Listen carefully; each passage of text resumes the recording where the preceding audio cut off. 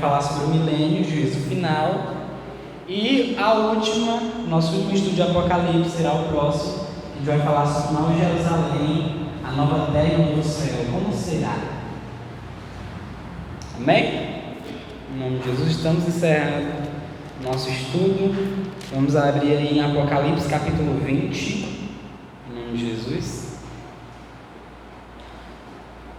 Apocalipse capítulo 20. E eu quero que você se lembre que a gente viu na última parte do estudo, que a gente foi lá em Daniel 7, e lá tem o julgamento do ancião de dias, em que ele sozinho julga e os anjos estão ali, miríades e miríades, milhares e milhares de anjos acompanhando esse julgamento de Deus. Quem lembra? Certo. Esse julgamento nós não participamos. Quem participa ali, sendo testemunha, são só os anjos, né? E os anjos, nós somos o espetáculo para o mundo e para os anjos.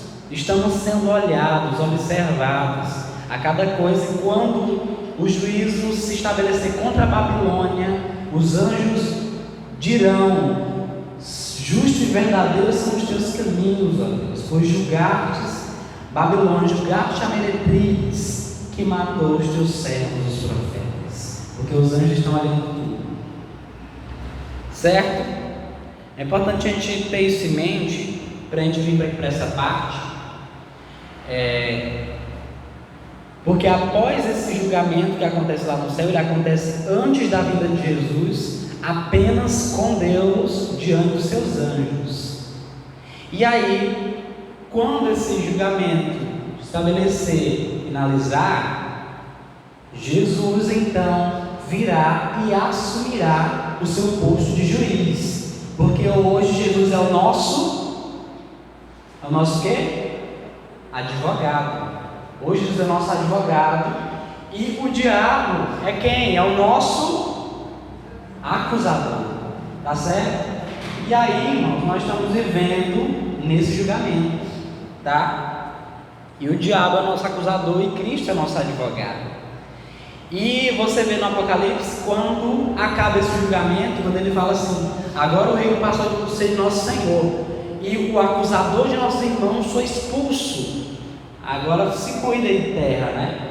Se cuidem aí, porque ele vem contra vós. Então, quando finalizar lá, quando finalizar tudo, um pouquinho antes da volta de Jesus, o diabo vai vir com força para perseguir a igreja de Deus, mas Deus já vai saber quem são esses salvos que ele vai ressuscitar. Amém? E é no contexto, principalmente, de quê? Do chifre pequeno, porque o chifre pequeno ele fala blasfêmias contra Deus. É o que a gente viu lá em Daniel 7, na parte do estudo passado. E no Apocalipse mostra quem é esse chifre pequeno.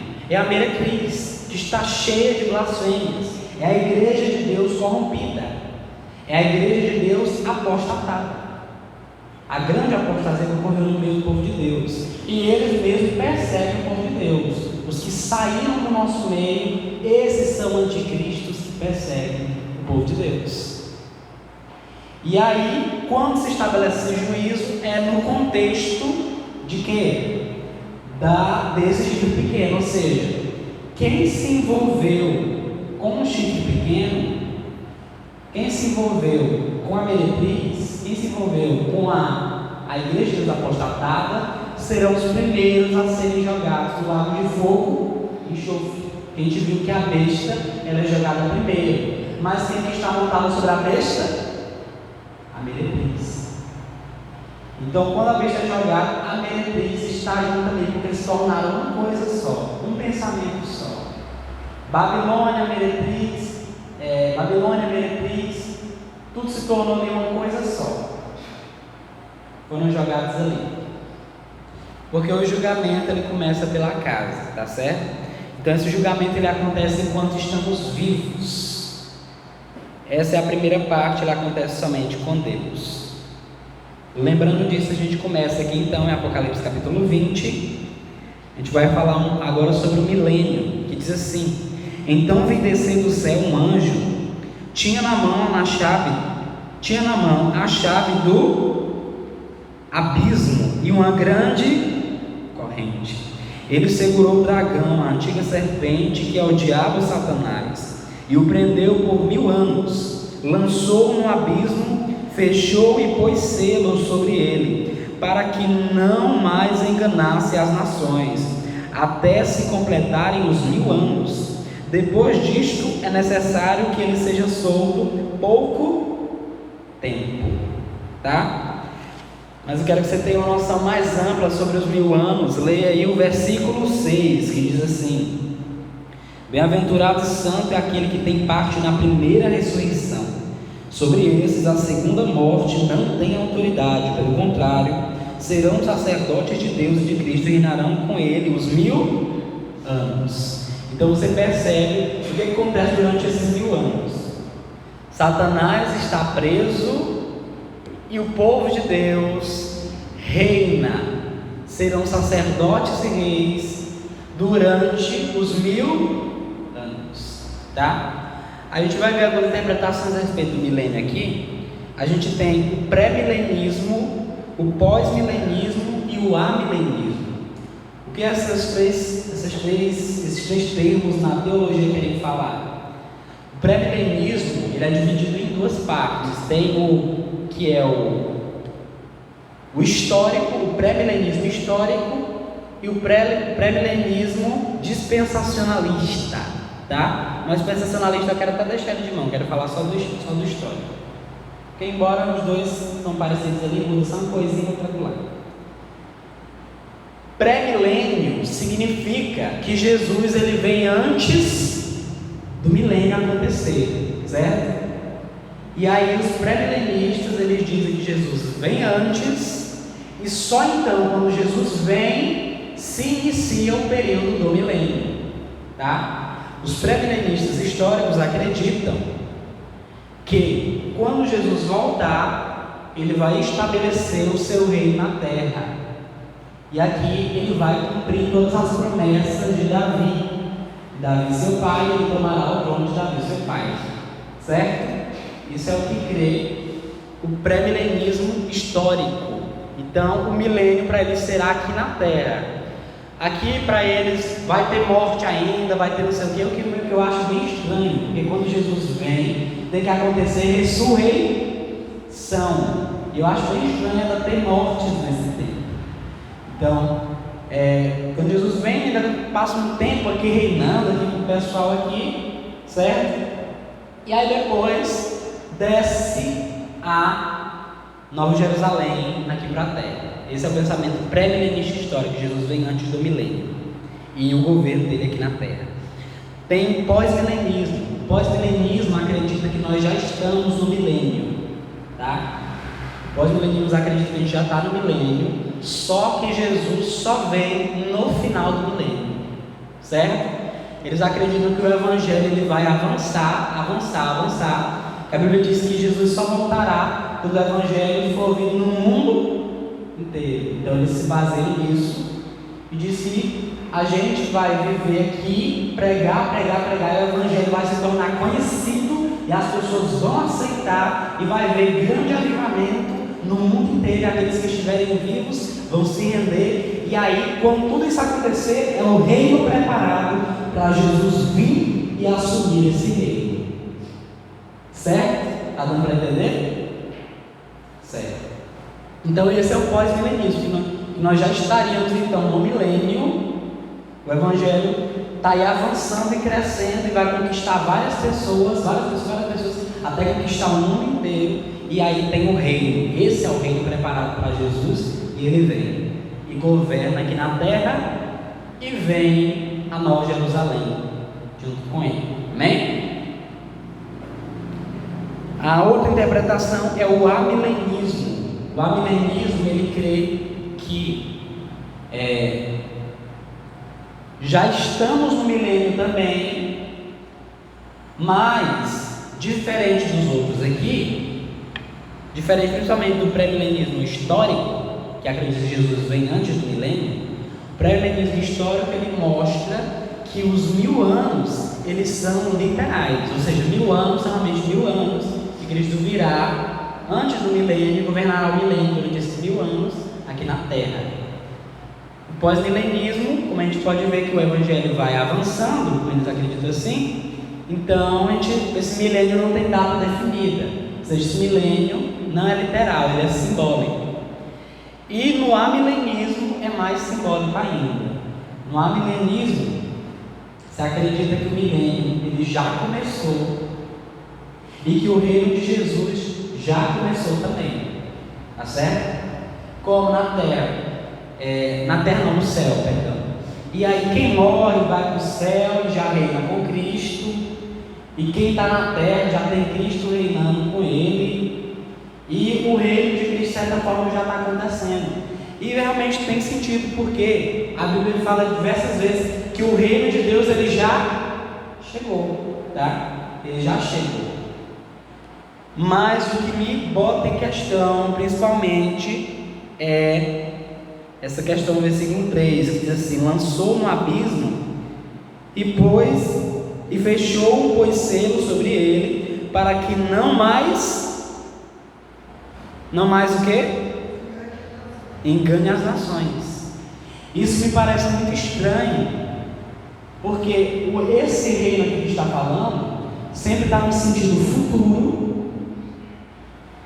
Mas os amilenistas, como eles querem defender que já é agora, então eles dizem: não, é porque o reino está sendo conquistado, é porque não sei o que, o reino está sendo conquistado dia após dia. Me parece muito estranho, porque quando Satanás é preso, ele não engana mais ninguém. Então, não, mas Satanás está sendo preso, que é aquela questão lá do que Jesus está vindo, tá? Para ele agir, ele precisa amarrar o valente e lá. E realmente, para a gente agir hoje, a gente precisa amarrar o diabo, porque o diabo ele está sendo o príncipe deste Deus deste século. E para a gente fazer alguma coisa, o mundo ainda está debaixo do domínio de Satanás, infelizmente, tá? Infelizmente. E aí a gente precisa, pelo nome de Jesus, a gente consegue detê-lo e resgatar vidas. Amém? Em nome de Jesus. Mas Satanás não está preso, não. A gente vê o exemplo disso aí. Só um exemplo aqui. Enquanto ele disse que Jesus estava na terra, o reino do diabo estava sendo preso, a cada dia mais preso, né? É assim que defende o amilenismo. Então, tem Pedro que falou com Satanás, falou pela boca de Pedro, dizendo: ô Jesus, tem compaixão de ti, não diz que tu vai morrer não. E Jesus disse: traz de mim, Satanás. Se manifestando já na época de Jesus, Judas, que andava endemoniado e não manifestava nada, mas andava endemoniado, segundo a Bíblia, certo? Por isso que ele vendeu Jesus. Nós temos Ananias e Safira, depois de Cristo já, né? De Cristo vir da terra. E Ananias e Safira, o que Pedro fala para eles? Depois que eles negam que está ali com dinheiro já, com o voto já certinho ali, e eles dizem: não, está certo isso, aqui não tinha entregado o voto todo, tinha prometido quantia para Deus, mas não entregaram o voto todo. Querem enganar o homem, mas querem enganar Deus. E aí Pedro fala o seguinte, cheio do Espírito Santo: por que, Ananias, você deixou que Satanás enchesse o teu coração? Por que você permitiu isso? E a outra coisa também que fala é lá em 2 Coríntios capítulo 4, versículo 4, que o inimigo é o Deus deste século, é o príncipe deste mundo, e ele tem se ocupado em cegar o entendimento de muitos para que não vejam a glória de Deus. Se tem uma coisa, irmãos, que o diabo não está hoje é preso. Então, o amilenismo ele tem sentido na questão do reino de Deus que já chegou, mas não do diabo que está preso. O diabo não está preso ainda. Isso ainda acontecerá. Amém? Jesus chegar e Jesus vai mandar e vai prender, ele vai pagar. Em nome de Jesus. Mas isso não é agora. Então, olha o que aconteceu aí. Outra coisa. Esse milênio, ele acontece na terra ou no céu? Esse reino aí, ele acontece na terra ou no céu? Eu acredito muito que seja no céu. E a resposta para isso está em João, capítulo 14. João, capítulo 14.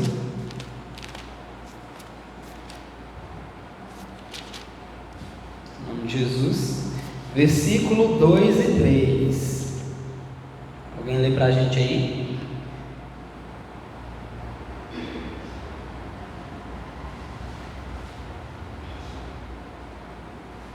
14, versículo 2 e 3.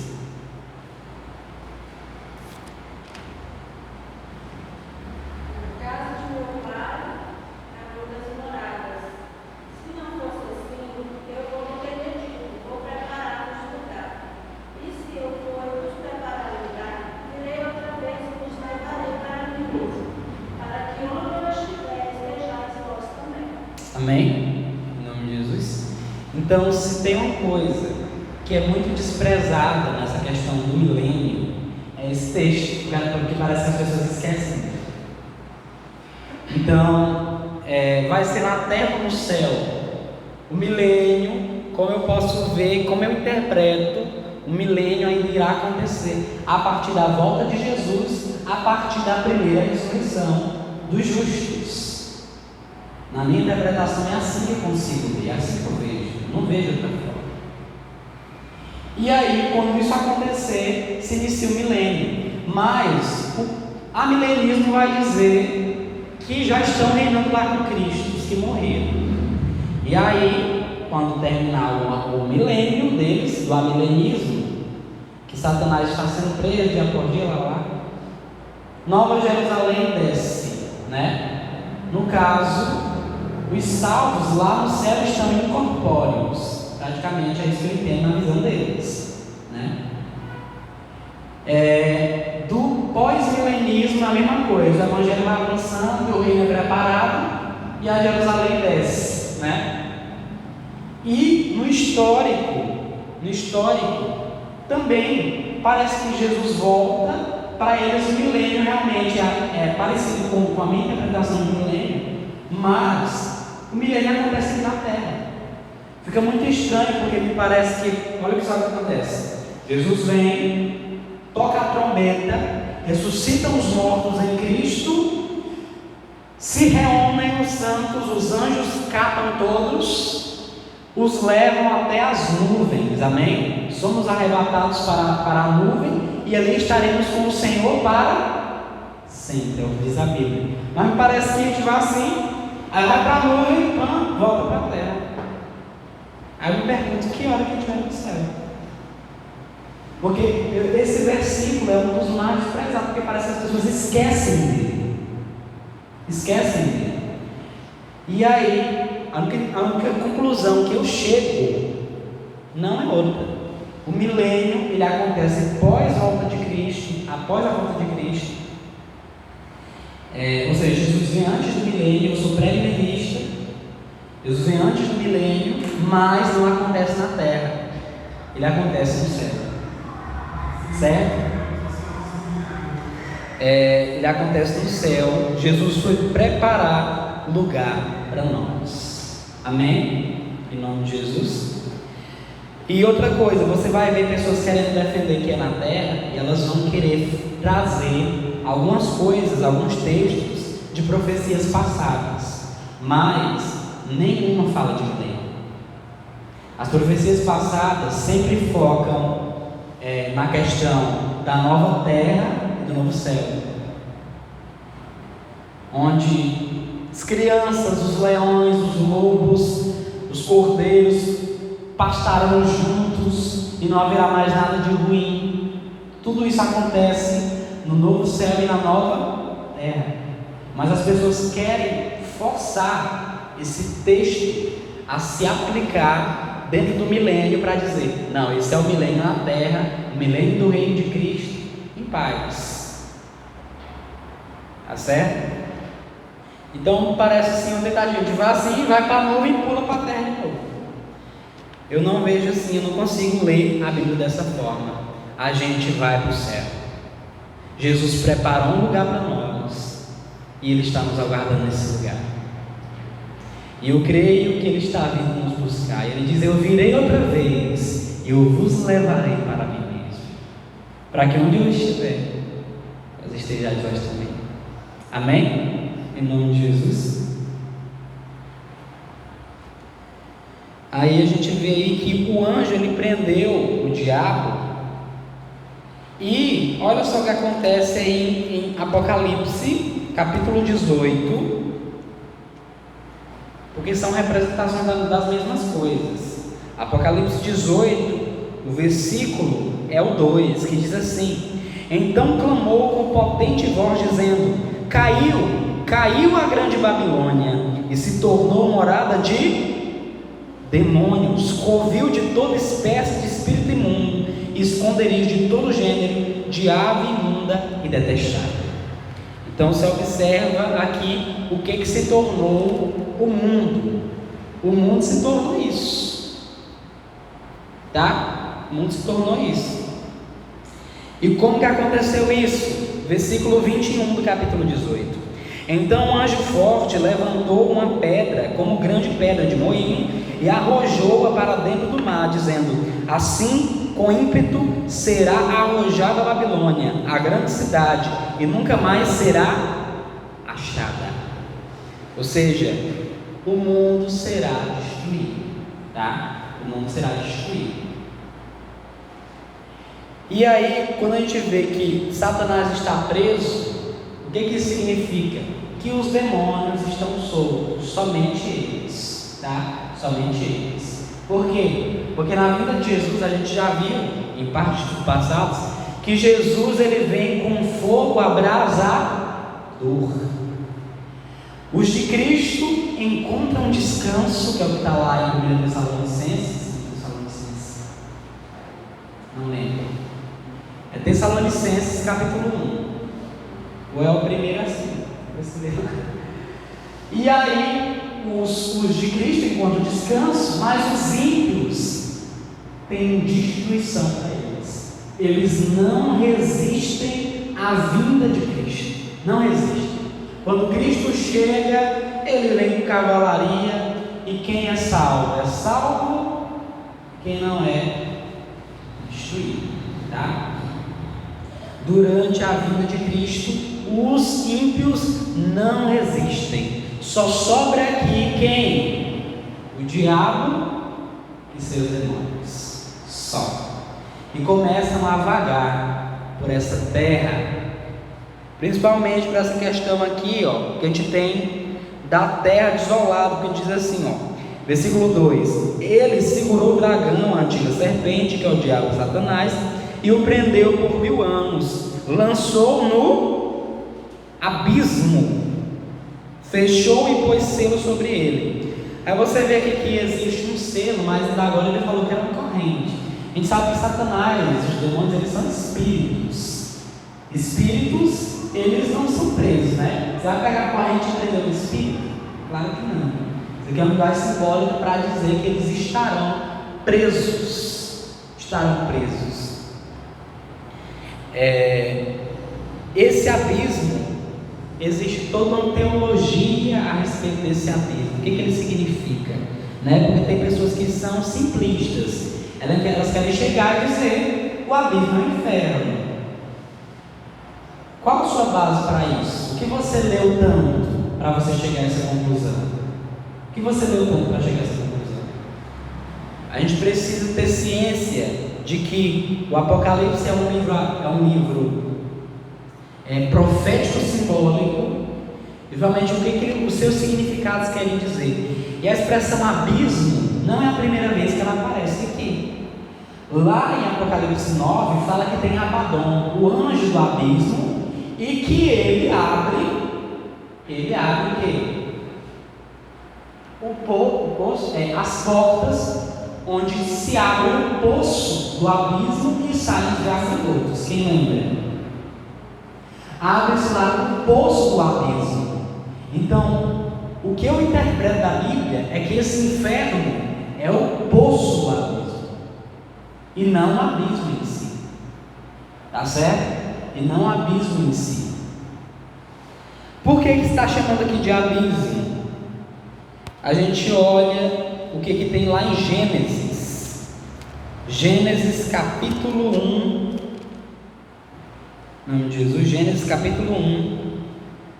O versículo é o 2. Que diz assim: a terra, porém, estava sem forma e vazia. Como é que estava a terra? Sem forma e vazia. Havia trevas sobre a face do abismo, e o Espírito de Deus pairava sobre as águas. Então observe como que a terra é colocada por Deus quando ela está deformada, porque a vinda de Jesus, os elementos se abrasarão, tudo se desfará. Irmãos, só nós seremos batizados pelo fogo, o resto tudo é lançado, tudo se queima, tá? E a terra fica sem forma e vazia novamente, ela volta ao seu estado original. E o que acontece? Os humanos, os homens, são ali mortos ali naquele momento. Esse não é o momento ainda do juízo deles, tá? Não é o momento ainda. E aí é assim que está a terra, sem forma e vazia novamente, tá? O anjo lançou uma pedra, caiu no pé, foi Jesus falou, né? Os céus serão abalados, os elementos se desfarão e tudo que está na terra vai se queimar. Vamos abrir em Joel capítulo 2. Joel capítulo 2. Ezequiel, Daniel, Oséias, Joel. Vamos abrir aí. Oséias, Joel, capítulo 2.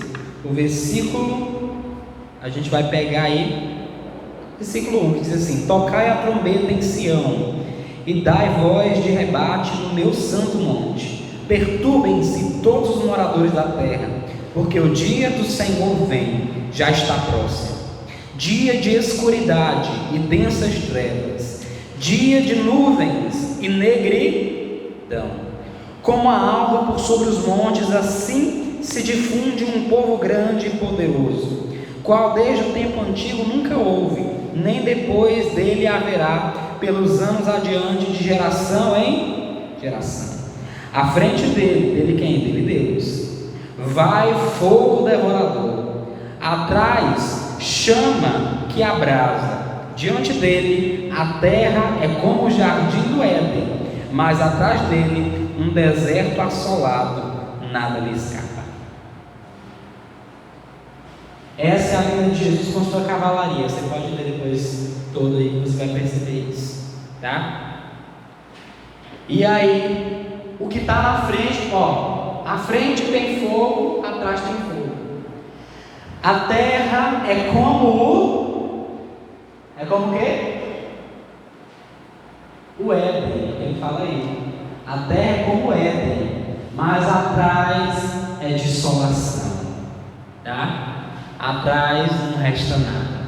Então na vida de Jesus é isso que acontece, é dia de obscuridade, de densas trevas. Para quem? Para quem está perdido, tá? Então para essas pessoas é assim que vai estar. Na frente é Éden, Jesus vindo, mas atrás dessa cavalaria, destruição, dissolação. A terra entra nesse estado novamente de ser um abismo, um lugar de trevas, tá? Morada de demônios. Essa terra se tornará. Jeremias capítulo 4. Jeremias capítulo 4.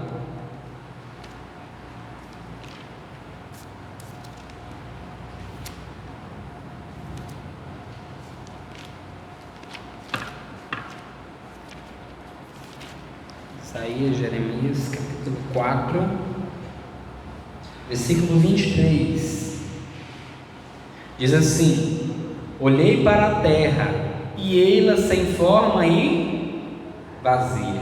Olhei os céus e não tinham luz. Olhei para os montes e eis que tremiam, e todos os outeiros estremeciam. Olhei e eis que não havia homem nenhum, e todas as aves dos céus haviam fugido. Olhei ainda, e eis que a terra fértil era um deserto, e todas as suas cidades estavam derribadas diante do Senhor, diante do furor da sua ira. Essa é a terra depois da vinda de Jesus, certo? Desolação, não resta homens, não resta ninguém, tá? Não resta ninguém. Os únicos seres que a Bíblia nos apresenta que estarão lá é o quê? Os demônios. É o diabo preso com seus demônios, certo?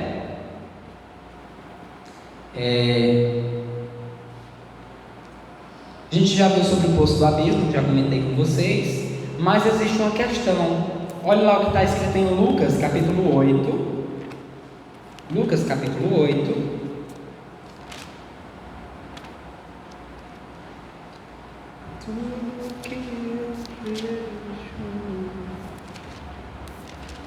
Lucas capítulo 8.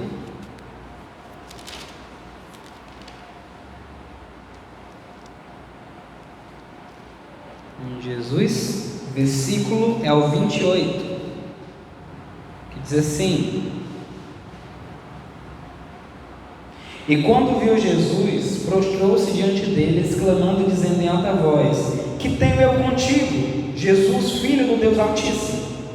Rogo-te que não me atormentes, porque Jesus ordenara ao espírito imundo que saísse do homem, pois muitas vezes se apoderara dele. E embora procurassem conservá-lo preso com cadeias e grilhões, tudo o despedaçava, e era impelido pelo demônio para o deserto. Perguntou-lhe Jesus: Qual o teu nome? Respondeu ele: Legião, porque tinham entrado nele muitos demônios, e rogavam que não os mandasse sair para o abismo. Ora, andava ali, pastando no monte, uma grande manada de porcos. Rogaram-lhe que lhes permitissem entrar naqueles porcos, e Jesus o permitiu. Então você já sabe o resto da história. Então, o que os demônios dizem? Por favor, não nos joguem no abismo. E é daqui onde as pessoas rapidamente tiram a conclusão de que o abismo é o inferno. É que rapidamente as pessoas tiram essa conclusão. Mas eu quero mostrar para você o texto paralelo desse. O que diz o texto paralelo desse? Está aí em Marcos, só voltar o livro aí. Marcos capítulo 5, versículo 7.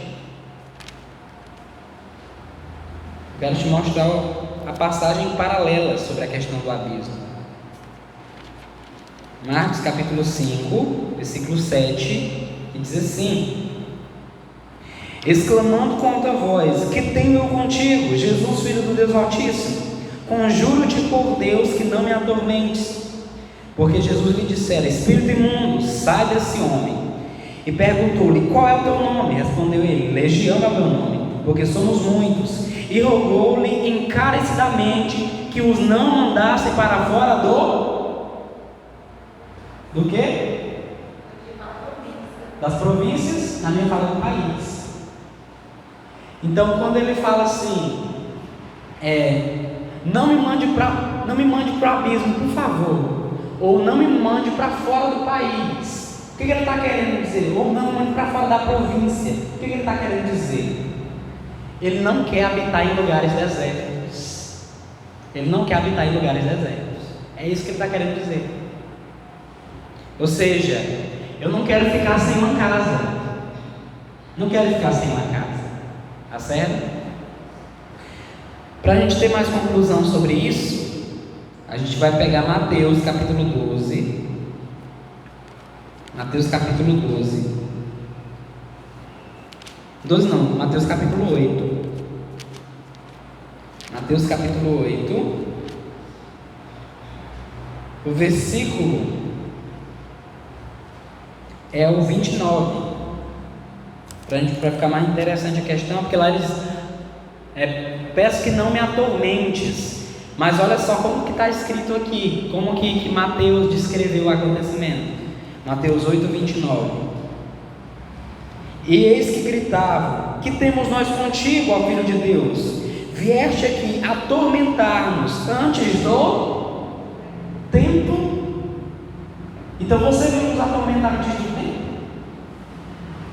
É assim que eles falam aqui, né? Então ele fala que não me atormentes, não me lance no abismo lá.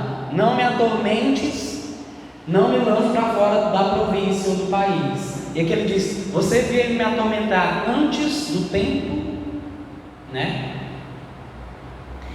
E aí a gente vai tirando certas conclusões. E aí a gente vai, por fim, em Mateus 12, capítulo 41, para a gente entender sobre essa questão finalmente.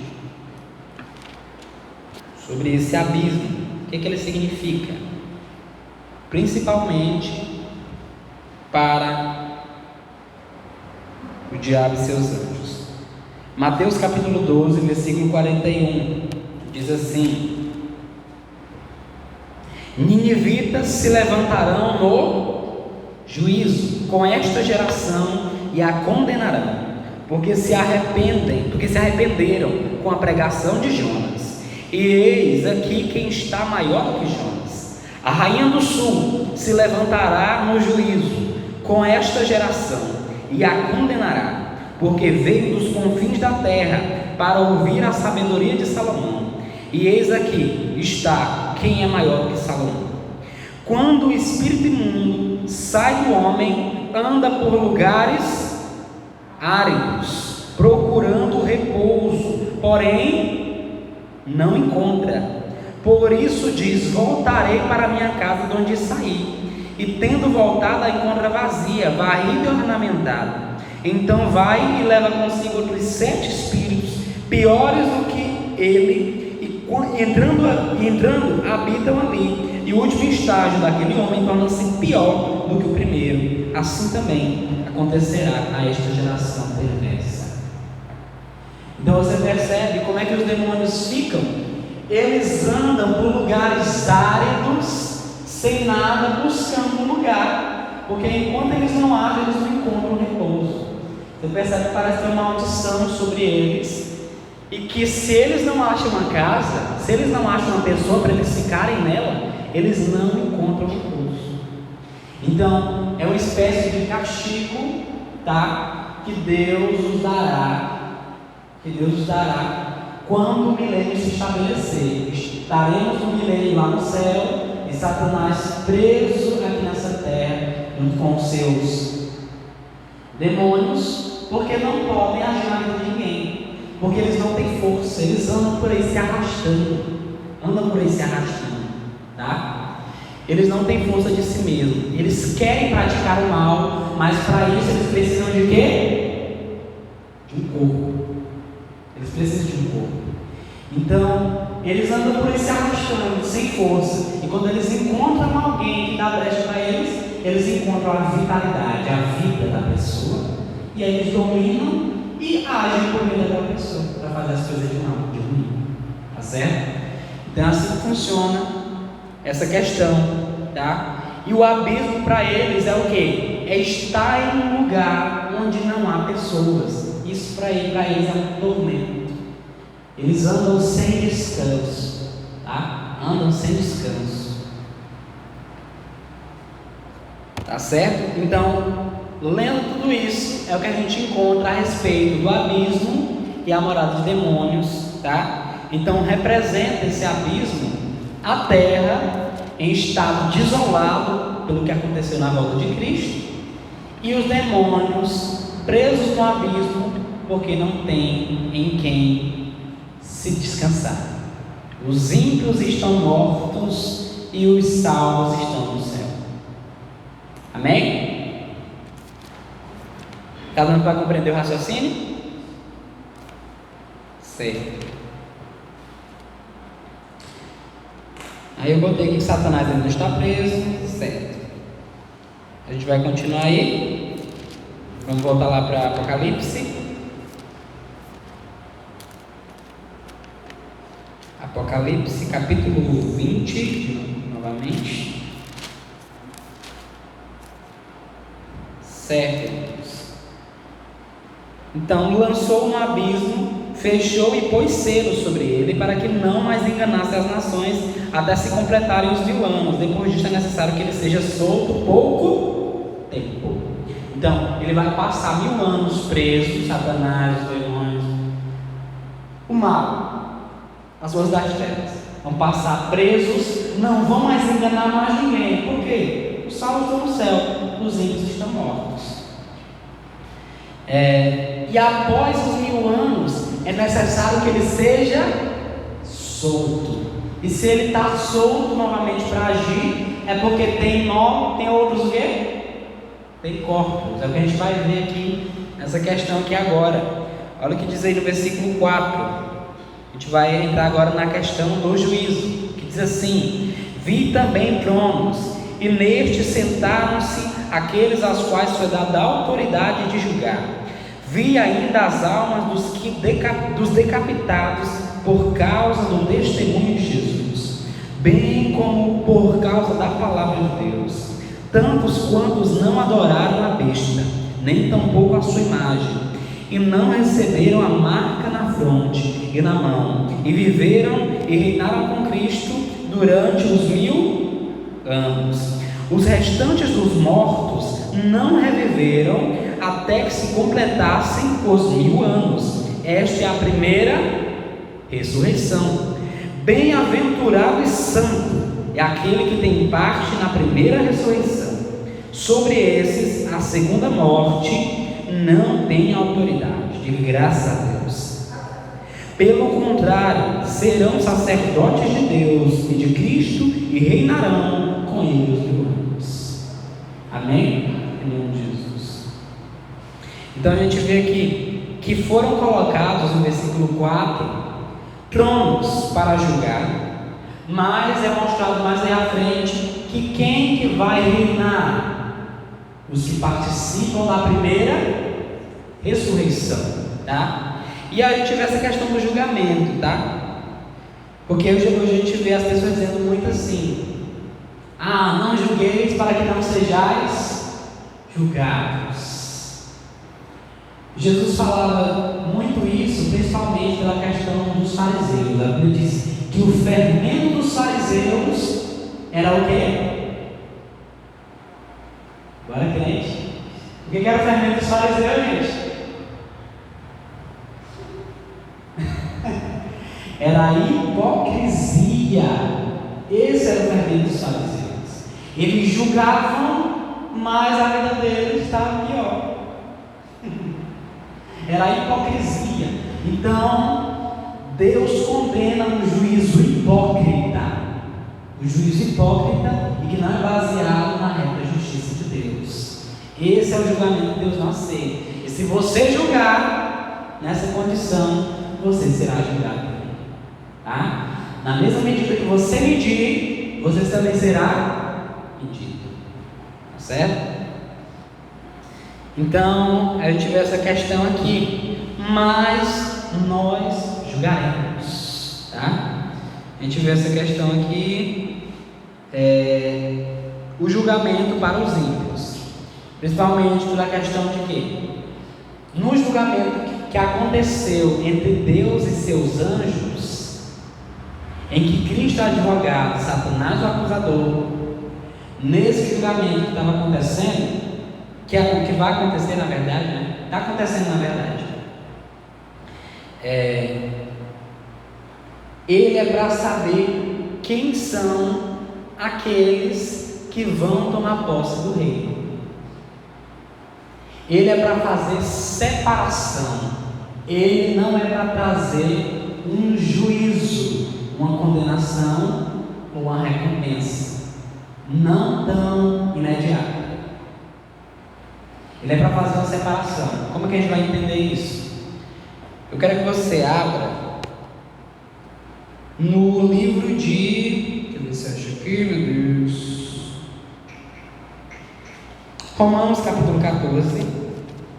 Romanos 14.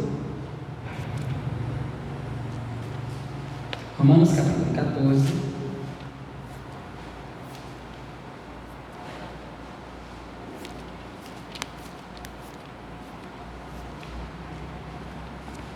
Romanos capítulo 14, o versículo é o 10, que diz assim: Tu, porém, por que julgas teu irmão?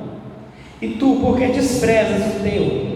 Pois todos compareceremos perante o tribunal de Deus, como está escrito: Por minha vida, diz o Senhor, diante de mim se dobrará todo joelho, e toda língua dará louvores a Deus. Assim, pois, cada um de nós dará contas de si mesmo a Deus. Amém? Então fica a questão, porque você pode perguntar assim: e aí? Eu vou julgar ou eu vou ser julgado? O que vai acontecer? Porque todos compareceremos perante o tribunal de Deus, certo? Eu vou julgar ou vou ser julgado? Porque tem pessoas que dizem o seguinte: não vai entrar em juízo, mas o juízo lá no sentido é a condenação. A verdade é, a palavra de Deus é pura e verdadeira. Todos estaremos perante o tribunal de Deus para receber cada um proporcionalmente segundo as suas obras. Segundo as suas obras. Isso está em 1 Coríntios capítulo 3, 2 Coríntios capítulo 5, perdão. 2 Coríntios 5, versículo 10, que diz assim: Porque importa que todos nós compareçamos perante o tribunal de Cristo, para que cada um receba segundo o bem ou mal que tiver feito por meio do corpo. Aí você vê a questão então estaremos lá para receber o bem ou mal que tivermos feito, né? Você percebe uma coisa, irmãos, que a salvação ela é pela graça, mas o julgamento ele é pelas obras, tá? Ele é pelas obras. Então Deus vai julgar as nossas obras, tá? É importante a gente ter o Espírito Santo para que a gente possa produzir essas duas obras, amém? Em nome de Jesus. E você vê aí essa questão aí de que todos compareceremos ao tribunal, mas uns vão receber aí um bem e outros vão receber o mal. Cada um vai receber segundo o que tiver feito por meio do corpo, tá? Então nós seremos julgados. Nós não vamos julgar? Como que acontece isso? Eu quero que você abra aí em 1 Pedro capítulo 4, versículo 16. 1 Pedro capítulo 4, eu estou lendo rápido. Se você apressar a mão aí é melhor. 1 Pedro capítulo 4, versículo 16, que diz assim: Mas se sofrer como cristão, não se envergonhe disso, antes glorifique a Deus com esse nome, porque a ocasião de começar o juízo pela casa de Deus é chegada. Ora, se primeiro vem por nós, qual será o fim daqueles que não obedecem ao Evangelho de Deus? E se é com dificuldade que o justo é salvo, onde vai comparecer o ímpio? Onde vai comparecer o ímpio? Sim, o pecador. Por isso também os que sofrem segundo a vontade de Deus encomendem a sua alma ao fiel Criador na prática do bem. Então você observa que o quê? Que o juízo de Deus já está estabelecido entre Deus, seus anjos, Cristo como advogado, diabo como acusador. Já está estabelecido. E o que está sendo julgado? O que nós estamos fazendo agora. Certo? O julgamento da casa já é chegado. Primeiramente, o juízo da casa. É por isso que as pessoas do povo de Deus que se apostatarem, se envolverem com a besta, elas já serão jogadas aonde? No lago de fogo e enxofre. Porque o julgamento da casa do povo de Deus já começou. Porque existem três tipos de pessoas, irmãos. Existem os ímpios, existe os que estão na casa de Deus, que realmente servem a Deus, e os que estão na casa de Deus, que não servem a Deus. Tá? Os dois aqui, esses últimos que eu lhes apresentei, eles conheceram Jesus. Tá? mas um está servindo e o outro não. Então, essas pessoas aqui que não estão servindo, elas vão se apostatar, tá? E vão se juntar aos ímpios, tá? Vão se juntar aos ímpios.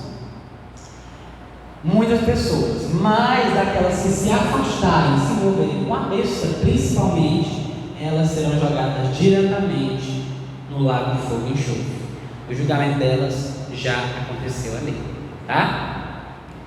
O segundo que a gente vê aí em Apocalipse 19, né? Então você percebe que o julgamento está acontecendo como? Por meio dos sofrimentos. A Bíblia diz que o caminho para entrar na vida, ele é o quê? Estreito, mas o mundo é largo, e muitos são os que entram por ele, tá? Então muitas pessoas estão seguindo o caminho, mas o caminho de Deus é estreito, porque não é difícil você ser salvo, irmãos. Não é difícil. O difícil, a grande questão está em crer em Jesus Cristo, amém? Quando nós cremos no seu sacrifício, nos arrependemos, nós somos salvos. O difícil é permanecer por causa das tribulações. E aí nós estamos sendo julgados por meio dessas tribulações. E aí nós estamos sendo provados no fogo das tribulações. E a cada dia estamos sendo provados. E aí Deus está vendo, esse é o céu.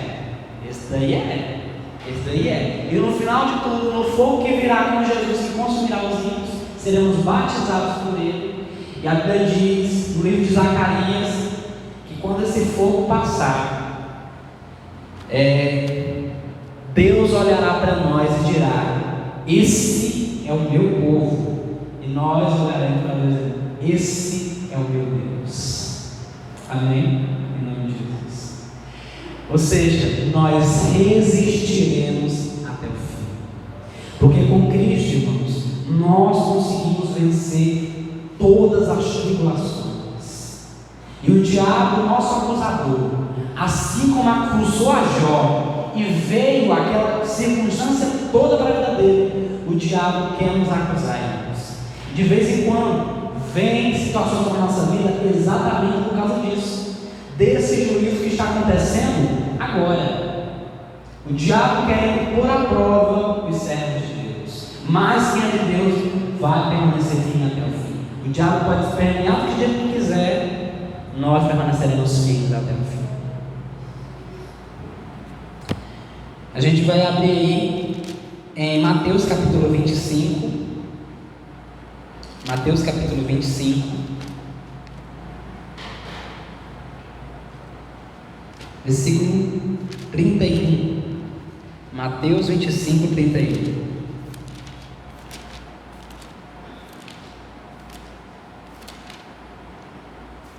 Certo? Jesus diz assim: quando vier o Filho do Homem na sua majestade e todos os anjos com ele, então se assentará no trono da sua glória. Ou seja, Jesus tomará a posição de juiz, tá? E todas as nações serão reunidas em sua presença, e ele separará uns dos outros, como o pastor separa dos cabritos as ovelhas. E porá as ovelhas à sua direita, mas os cabritos à esquerda. Então dirá o rei aos que estiverem à sua direita: vinde, benditos de meu Pai, entrai na posse do reino que vos está preparado desde a fundação do mundo. Diga graças a Deus. Porque tive fome e me deste de comer, tive sede e me deste de beber, era forasteiro e me hospedaste, estava nu e me vestiste, enfermo e me visitaste, preso e foste me ver. Então perguntaram os justos: Senhor, quando foi que te vimos com fome e te demos de comer? Ou com sede e te demos de beber? Ou quando te vimos forasteiro e te hospedamos? Ou nu e te vestimos? E quando te vimos enfermo ou preso e fomos te visitar? O rei respondendo lhes dirá: em verdade vos desafio, que sempre que o fizeste a um destes meus pequeninos irmãos, a mim fizeste. Amém? Você vê que acontecendo uma separação, principalmente você não pode levar em consideração muito essa questão do ovelha e cabrito, porque você não é ovelha e cabrito, você é uma ovelha, você não é uma ovelha? Fala aí, oi. Fala aí, oi. Não sabe se você vai falar dela. Então é uma representação do que a gente está querendo mostrar de ovelha e cabrito, direita e esquerda, tá? Então é uma representação da separação e do domínio que está sendo dado, tá? O domínio que está sendo dado. Aqui nós temos, para os salvos, nós temos aqui que eles estão tomando posse do reino, porque eles ressuscitarão e vão reinar com Cristo durante quanto tempo? Os 1000 anos, tá? Então nós vemos aqui a posse deles, tá bom?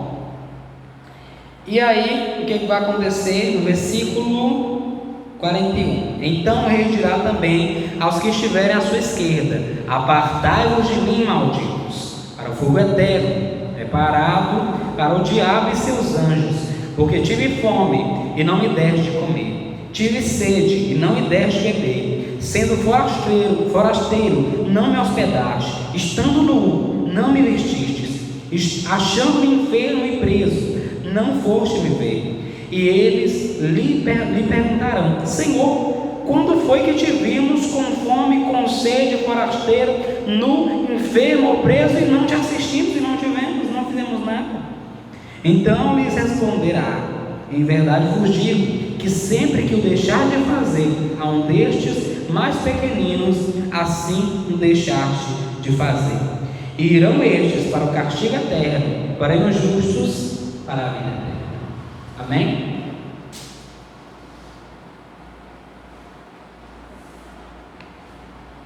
Você observa aqui que durante a separação que aconteceu, as ovelhas, elas recebem o reino. Amém?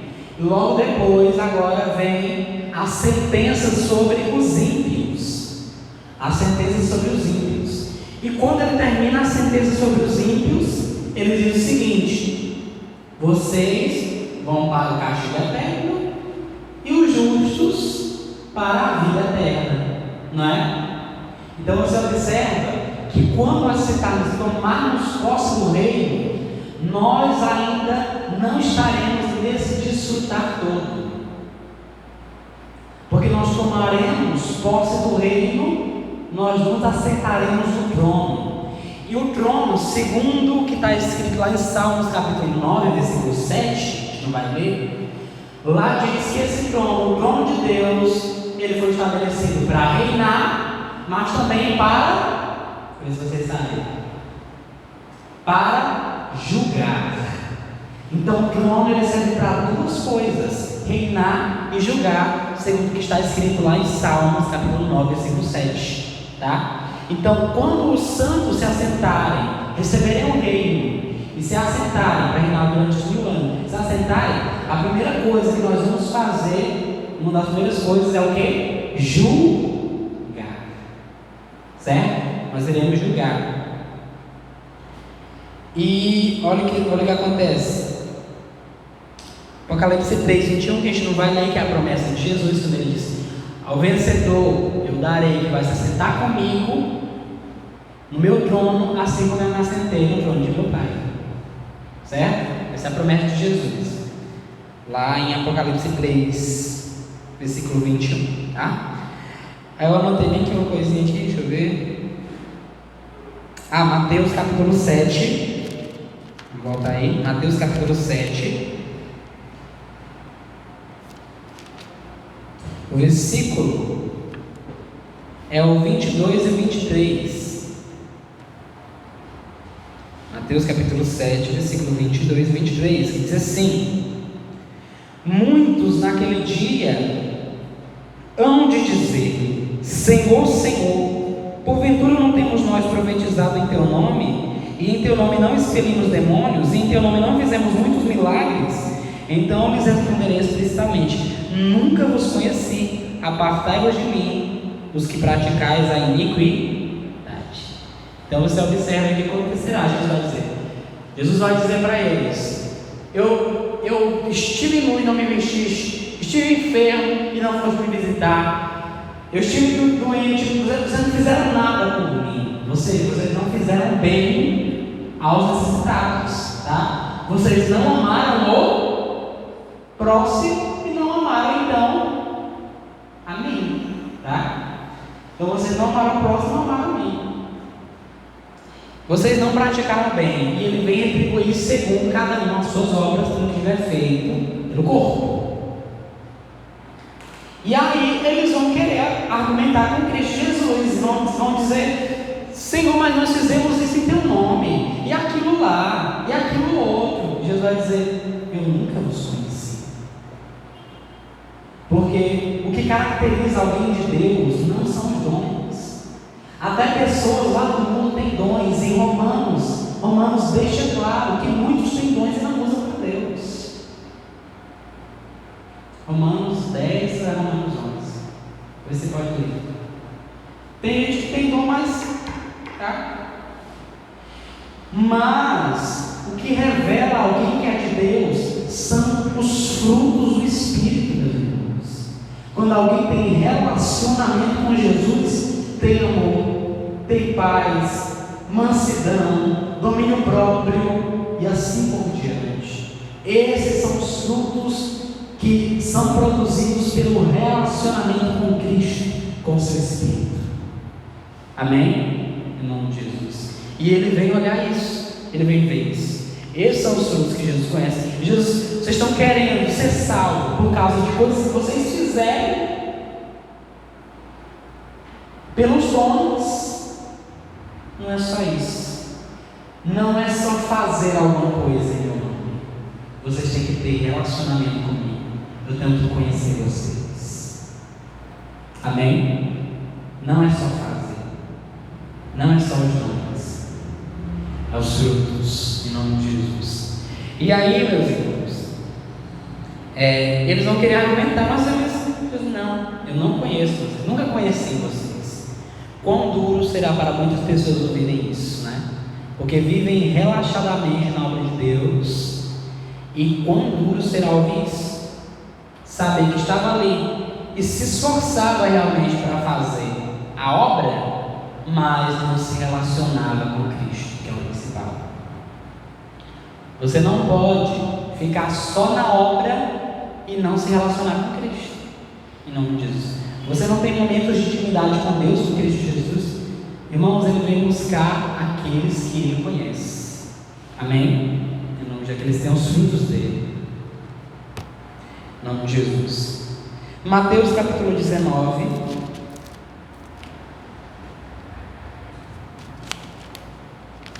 Mateus capítulo 19.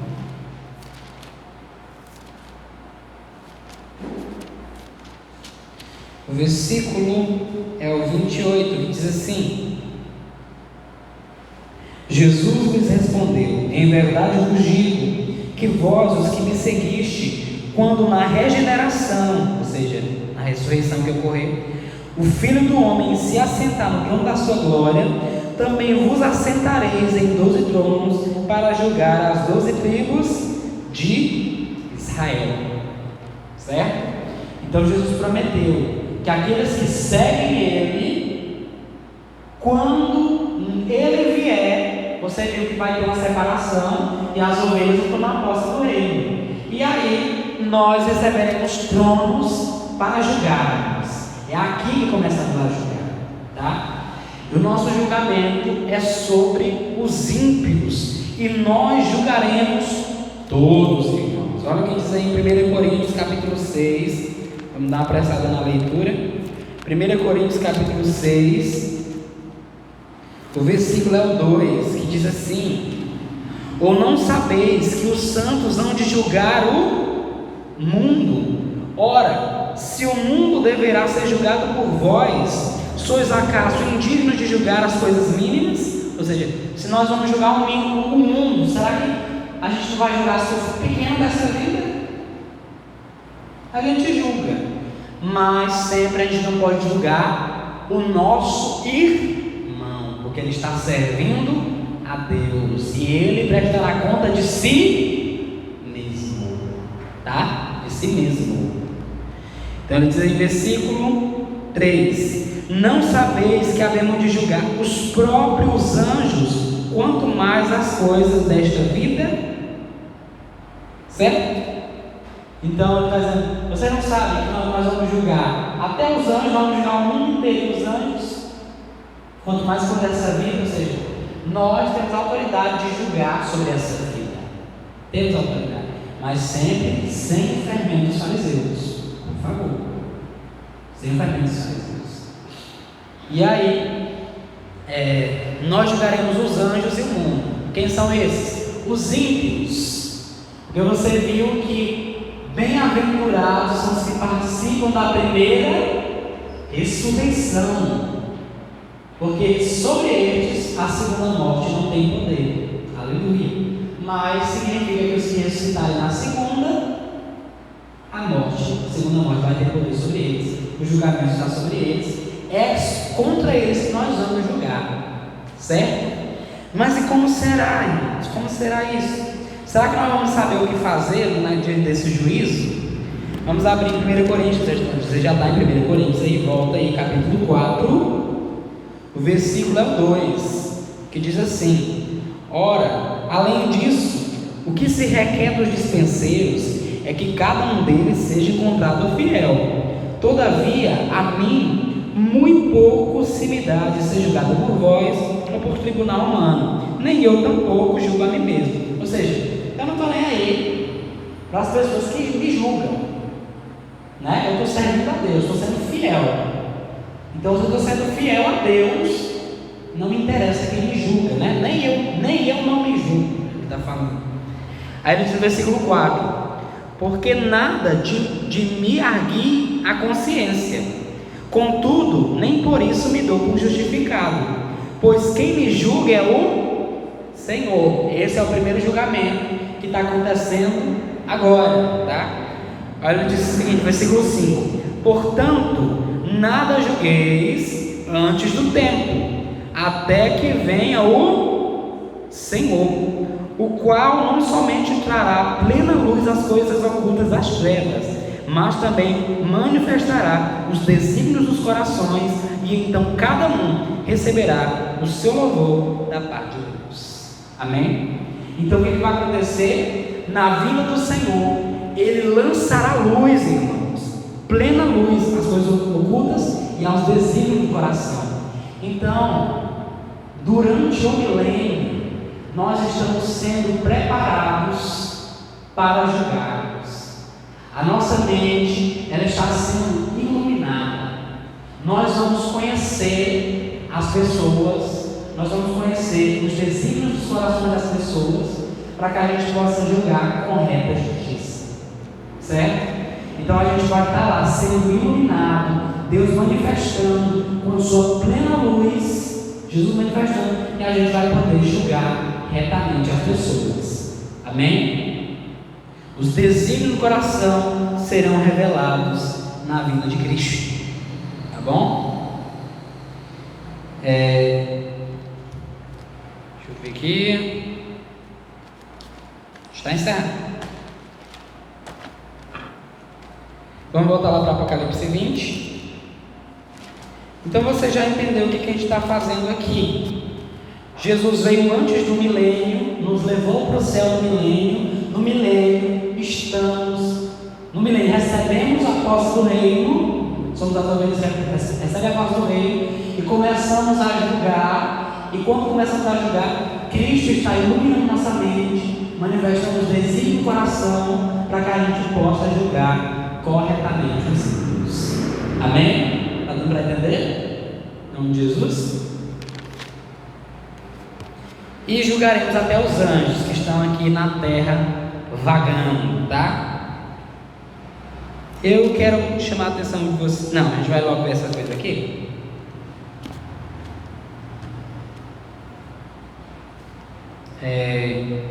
Versículo 5: os restantes dos mortos não reviveram até que se completassem os 1000 anos. Versículo 5: esta é a primeira ressurreição. Bem-aventurado e santo é aquele que tem parte na primeira ressurreição. Sobre estes a segunda morte não tem autoridade. Você lê lá a gente não vai ler aqui. Deixa eu ver se fala aqui, meu Deus do céu. Lá em 1 Tessalonicenses capítulo 4, versículo 15 e 16, vai falar que, dada a ordem, o anjo soará a trombeta e os mortos em Cristo ressuscitarão primeiro. Ou seja, dessa ressurreição não participam os ímpios. Só quem ressuscita é o povo de Deus para tomar posse do reino, para começar o julgamento dos ímpios. Certo? Então, bem-aventurado que tem parte na primeira ressurreição, porque ele vai reinar com Cristo durante esses 1000 anos, tá? E aí, versículo 6, cadê? Não, ele fala que das duas, isso que eu queria falar, das duas ressurreições. Existem duas ressurreições, João capítulo 5, vamos abrir aí, versículo 25 ao 29. João capítulo 5, versículo 25 ao 29.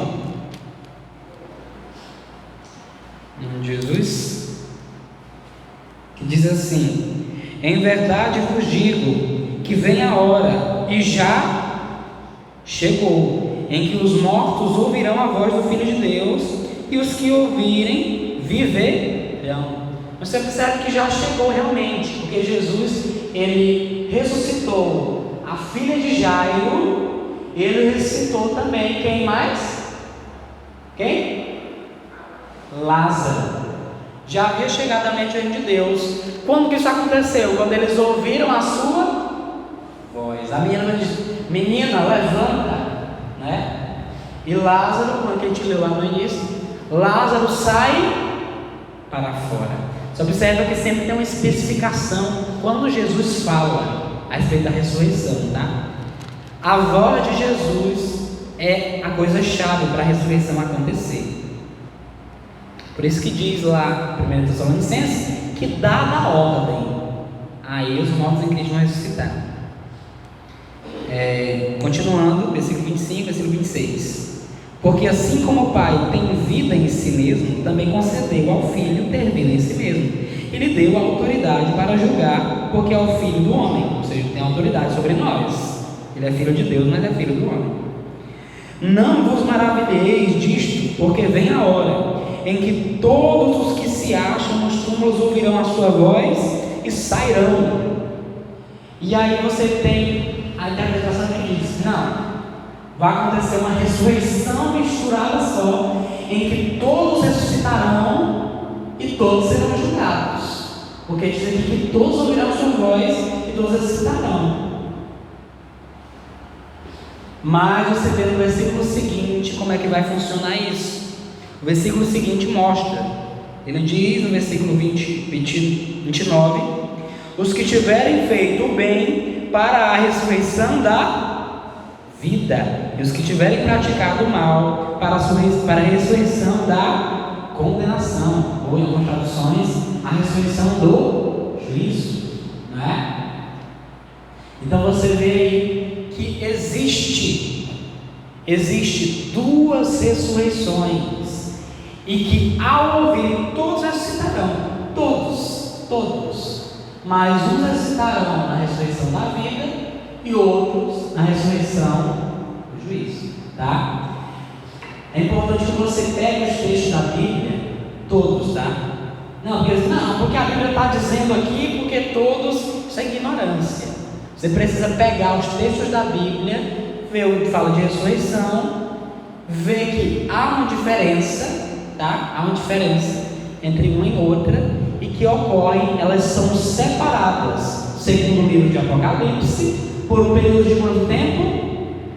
1000 anos. Antes de Jesus, na vinda de Jesus, os mortos ressuscitam e dão início ao reino. Essa é a primeira ressurreição. Após os 1000 anos, ressuscitam os ímpios para a ressurreição do juízo. Tá certo? Em nome de Jesus. Então, essas as duas ressurreições separadas por um período de 1000 anos, em nós estaremos sendo preparados para julgarmos junto com Cristo, junto com o Senhor. Amém? Em nome de Jesus.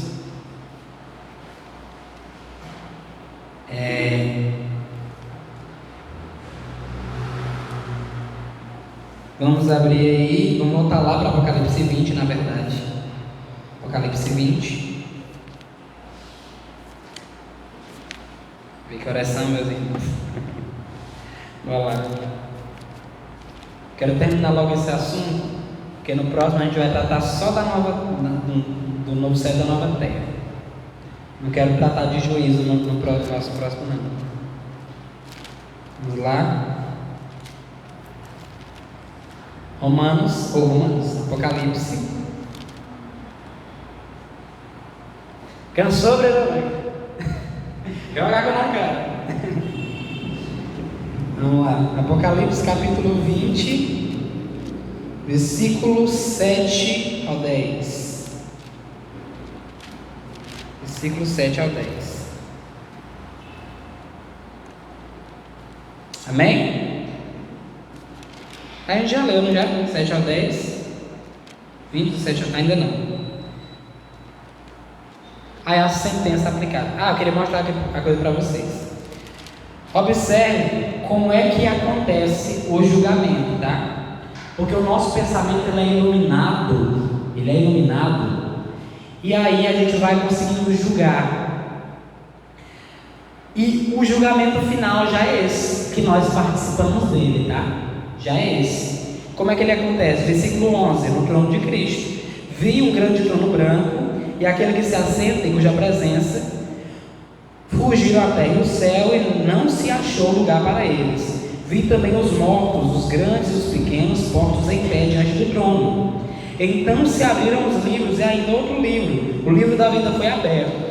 E os mortos foram julgados segundo as suas obras, conforme o que se havia escrito nos livros.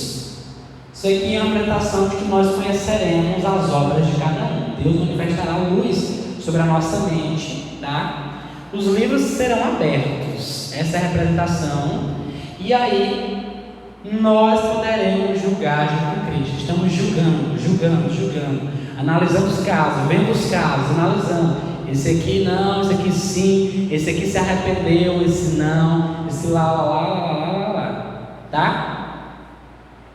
Isso aqui não tem nada a ver com perdão de pecados, tá? Isso aqui tem a ver com quem é condenado. Por que é condenado, né? Porque essa ressurreição aqui já é da condenação. Por que eles estão sendo condenados? A gente vai entender todo esse processo. Quantas vezes Deus se manifestou para eles rejeitaram. A gente vai ficar, meu Deus, por que fulano não está aqui sentado no trono comigo? Por que fulano não estava aqui? Poxa, eu estou tão triste que ele não está aqui. Mas quando nós lemos, nós entendermos o que foi que eles fizeram e qual a decisão que eles tomaram na sua vida, nós entenderemos, ele realmente não queria vir para cá, ele realmente queria essa vida. Então nós entenderemos os casos para podermos julgarmos. Versículo 13, olha como aconteceu. Ele diz que lá estavam todos postos em pé, os mortos. Agora ele vai dizer como que isso aconteceu, como que eles foram postos em pé. Olha só. Deu o mar os mortos que nele estavam, a morte e o além entregaram os mortos que neles haviam, e foram julgados como? Segundo as suas obras, um por um. Ou seja, como foi que aconteceu? Eles vão ressuscitando, tá? A ressurreição do juízo. Vão ressuscitando, e a gente, esse é o julgamento. Eles e nós, certo? E nós, com Cristo, vamos aplicando as sentenças, tá? Um por um é julgado, e acontece que ele diz que todos são postos em pé. Todos são postos em pé. É assim que eles são postos. Primeiro ele fala que são postos, em seguida ele diz como que isso acontece, tá? Como isso acontece. E até o mar dá dos seus mortos. O que é isso? O mar ele simboliza nessa questão aqui os lugares mais profundos. jogaram terra por cima, se não sei o que, se acabou, se não tem mais osso, se não tem mais pedra, se não tem mais nada. O mar, as regiões mais profundas vão dar os seus mortos, serão julgados, tá? Serão julgados.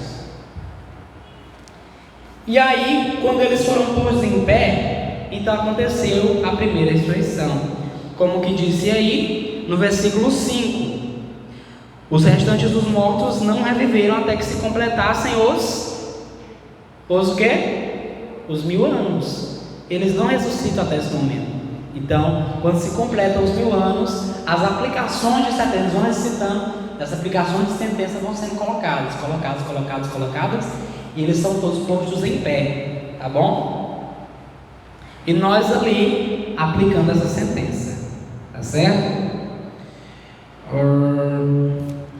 Estamos encerrando.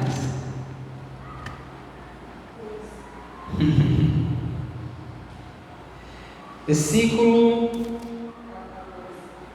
A gente pegar do 7, diz assim: quando, porém, se completarem os 1000 anos, Satanás será solto da sua prisão e sairá a seduzir as nações que há nos 4 cantos da terra, Gog e Magog. Você lembra que Jesus falou sobre isso? Ele disse: a rainha do sul vai se levantar para julgar, os ninivitas que se arrependeram se levantaram para julgar, porque eles participaram da primeira ressurreição, e agora eles vão julgar. E aí os demônios que andam em lugares áridos vão se apossar desses corpos, vão juntos, chamam vários e entram no povo aí, e acontece uma grande revolução ali naquele momento. Olha só o que acontece, porque Satanás estava solto porque não tinha ninguém para os demônios habitarem, mas agora tem novamente, por isso que ele está solto. Se completarem os 1000 anos, Satanás era solto da sua prisão e sairá a seduzir as nações que há nos 4 cantos da terra, Gog e Magog, a fim de reuni-las para a peleja. O número dessas é como a areia do mar, ou seja, são muitas pessoas, muitas. Os ímpios são muitos. Os ímpios de todas as eras se levantarão, todos apossados pelos demônios, certo? Se levantarão novamente, enfurecidos, irmãos. Olha só o que diz aí no versículo, continuando, reuni-las Gog e Magog, a fim de reuni-las para a peleja. O número dessas é como a areia do mar. Marcharam então pela superfície da terra e sitiaram o acampamento dos santos e a cidade querida. Desceu, porém, fogo do céu e os consumiu. Então você observa que desceu uma cidade aqui, né? Desceu uma cidade. Essa cidade, ela está aí no Apocalipse 21, que diz assim: viu o novo céu e nova terra, pois o primeiro céu e a primeira terra passaram, mas já não existe. Vem também a cidade santa, a Nova Jerusalém, que descia do céu, da parte de Deus, ataviada como um noivo, vai tornar. Então, está lá no céu essa Jerusalém. Se agora eles vêm atacar, é porque esse acontecimento aconteceu antes, tá? A descida da Nova Jerusalém aconteceu antes. Organizando as coisas. Primeira ressurreição, começou o milênio, começaremos a entender o processo, começaremos a jogar com Cristo. Ao fim dos 1000 anos, eles vão ressuscitando, eles ressuscitam os ímpios são ressuscitados, nós aplicamos a sentença, tá? E a Nova Jerusalém, ela vem descendo, porque nós vemos aqui para esse mundo, meu Deus do céu, está passando as palavras. Nós vamos vir aqui para esse mundo para aplicar as sentenças, certo? Aplicar as sentenças. Enquanto isso, a Nova Jerusalém, ela vai vir descendo, tá? Ela vai vir descendo. E ela vem descendo. E quando aplicarmos as sentenças, eles vão ficar furiosos. Por quê? Porque eles não vão entrar. Jesus disse: eu não vos conheço. E Jesus falou: vocês não me ajudaram quando eu estava lá enfermo, vocês fizeram bem ao próximo, vocês não fizeram a mim. A sentença sendo aplicada. E quem nos mostra isso é Apocalipse capítulo 11, que fala da última trombeta, onde Cristo começa a reinar, e logo após o reino de Cristo, Apocalipse 11, versículo 18 diz assim: na verdade as nações se enfureceram, chegou porém a tua ira e o tempo determinado para serem julgados os mortos, para se dar o galardão aos teus servos, os profetas, aos santos, aos que temem o teu nome, tanto os pequenos como aos grandes, e para destruires os que destroem a terra. Abriu-se então o santuário de Deus, que se acha no céu, e foi vista a arca da aliança no seu santuário, e sobrevieram relâmpagos, vozes, trovões, terremoto e grande saraivada. Então você observa o fogo que caiu, as nações se enfureceram, irmãos, com a decisão, com o julgamento, com o que foi posto: vocês não entrarão, e o diabo, seus anjos, arrebanharão. O diabo sairá dizendo: vamos atacar os santos, vamos atacar a cidade querida, vamos atacar a cidade. Mas quando eles se aproximam para atacar o povo de Deus e para querer tomar posse da cidade, do trono de Deus sai grande saraivada de fogo e os consome. Essa é a sentença do juízo final aplicada, certo? E a gente vê que acontece isso daí quando eles querem praticamente querem nos atacar e querem tomar a cidade, mas isso não vai acontecer. E sabe por que não vai acontecer? Apocalipse 22:15, que diz assim: fora ficam os cães, os feiticeiros, os impuros, os assassinos, os idólatras e todo aquele que ama e pratica a mentira. Não pode tentar tomar a cidade, pode tentar tomar o lugar, mas não consegue, porque ficarão o quê? De fora. Vão ficar de fora, não vão tomar não. Vocês tiveram o tempo todinho da vida de vocês para se arrependerem, para se voltarem e o chamar de Deus.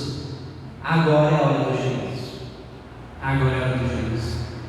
Ficarão de fora, não tomarão nada, Deus não vai deixar. Tá certo? Apocalipse 21:8, a gente vai ler só mais 2 versículos. Apocalipse 21:8. Se eles vão ficar de fora, qual o lugar deles, irmãos? Qual o lugar deles? Se eles vão ficar de fora da cidade.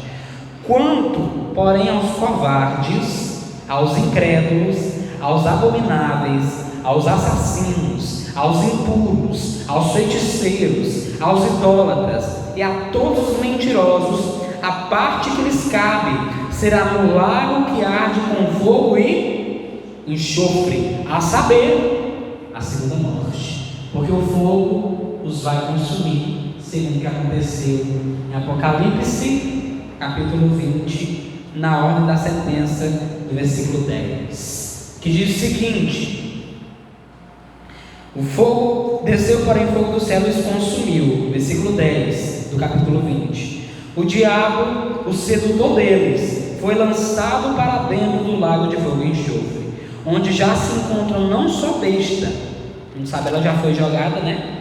E a igreja que se envolveu com a besta também está aqui nesse meio, tá? Porque ela estava montada na besta. Já se encontra não só besta, como também um falso profeta, e serão atormentados de dia e de noite pelos séculos dos séculos, eternamente, tá? Então o diabo está lançado nesse lago de fogo e enxofre, e o fogo consome, tá? Esse fogo, Deus é um fogo consumidor, e aí esse fogo que desce do céu é ele que causa o lago de fogo, tá? Esse fogo que desce é ele que causa esse lago de fogo, e ali há pranto e há ranger de dentes. Quão terrível é aquele lugar! E você percebe que eu estou fazendo aqui a coisa aqui, eu estou dando uma misturada, porque eu estou dizendo para vocês aqui que, olha só no versículo 14 do capítulo 20: então a morte e o inferno foram lançados para dentro do lago de fogo. Esta é a segunda morte, o lago de fogo, o lago de fogo. Mas o que diz lá, onde a gente leu no versículo 8 do capítulo 21? Capítulo 21, versículo 8, bem no finalzinho. A parte que lhes cabe será no lago que arde com fogo e enxofre, a saber, a segunda morte. Então, eu pergunto, a segunda morte é o lago de fogo e enxofre? Ou o lago de fogo e enxofre é a segunda morte? Você observa as implicações disso? Porque realmente traz uma ideia de que pode ser eterno ou de que não pode ser eterno. Traz essa ideia. É impossível não analisar o texto e não perceber isso. É impossível. Mas o que eu quero dizer para vocês é que eu não quero estar lá para saber se é eterno. Quem quer levantar a mão saber se o inferno é eterno ou não? É por isso, irmãos, que a nossa pregação, ela não é inferno. A nossa pregação é arrependam-se dos seus pecados, se convertam e entrem no céu. A nossa pregação é o arrependimento e o céu. Diga graças a Deus. Eu não quero saber se o inferno é eterno ou não é. Eu não quero nem calar. Então, eu não sei, eu não posso lhe afirmar, porque o texto abre duas possibilidades, tá? Do que significa o fogo e do que significa a morte. E eu não vou definir, porque tem as duas possibilidades, e eu não sou Cristo para interpretar as Escrituras fielmente, tá? Em nome de Jesus. Mas essa é a grande questão que eu quero dizer para vocês. Não quero ir para lá para saber se é ou não é. Amém? E agora a gente encerra. Agora é sério mesmo. Apocalipse capítulo 22. Apocalipse capítulo 22. Você percebe assim que os feiticeiros, os idólatras, os mentirosos, os assassinos, a Bíblia sempre muda a lista, né? Sempre acrescenta alguma coisa. Porque o que significa isso? Os pecadores, que naquela música diz assim, ó, o céu não entra pecado, não é?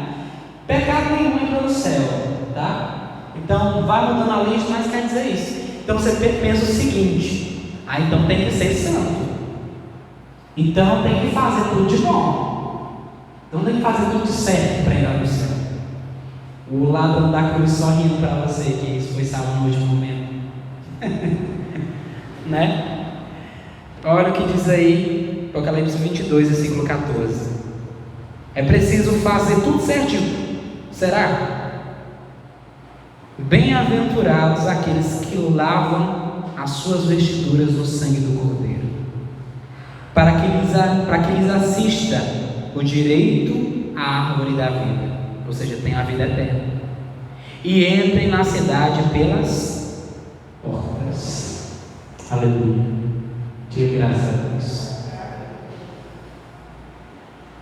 Isso é maravilhoso, porque os que vão ficar de fora são aqueles que fazem aquilo outro. E até aqueles que dizem, Senhor, nós fizemos isso em teu nome, fizemos isso em teu nome aqui e acolá. Não é isso. Essa não é a questão. É se eu conheço vocês, é se vocês se relacionam comigo, é se vocês se lavaram no sangue do Cordeiro. Aleluia. Não somos nós que nos salvamos. Isso é maravilhoso, irmãos. Porque você imagina aqui, os mentirosos não entrarão. Então não pode contar uma mentira. Você é pecador. Não pode matar. Os assassinos não herdarão. Você odeia. E quem odeia o seu irmão já matou ele na mente. Os adúlteros não entrarão no reino do céu. Mas quem olha com intenção impura já adulterou. E a solução para nós é Cristo Jesus.